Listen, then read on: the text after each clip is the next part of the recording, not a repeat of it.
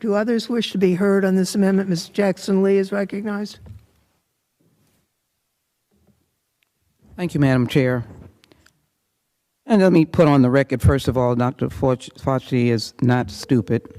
I think that is certainly an inappropriate commentary. But let me just briefly indicate that the horrors on the border and the facts that my friends are articulating are not completely accurate as relates to vaccination of those.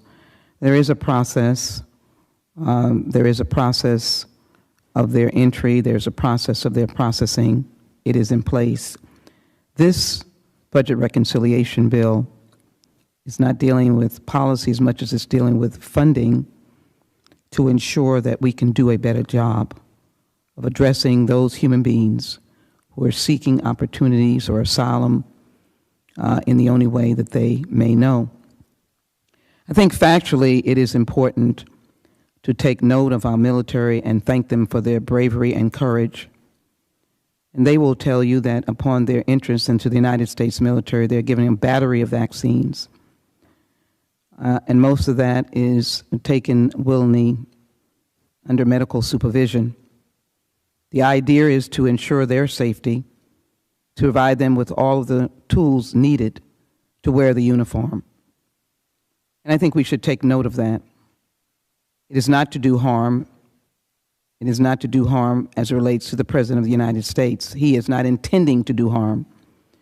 If you take a ride through a number of states, including Alabama, Mississippi, Texas, Georgia, and others, you will find numbers of individuals who've lost their life because beds are filled with unvaccinated persons in the ICU.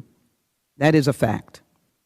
My last point that I want to make, and it is an emotional point for me, because I do believe that unity and adherence to the idea is that we're in this fight as Americans together.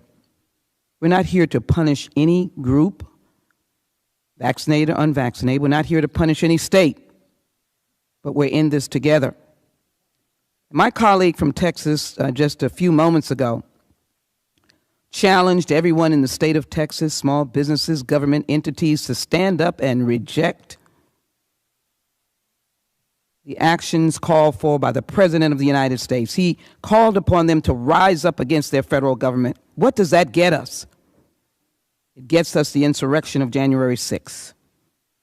If that's what he's calling for, I stand against it, really demand him to clarify his words, because he is encouraging and provoking actions that do not bespeak the unity of this nation and the flag that we serve under.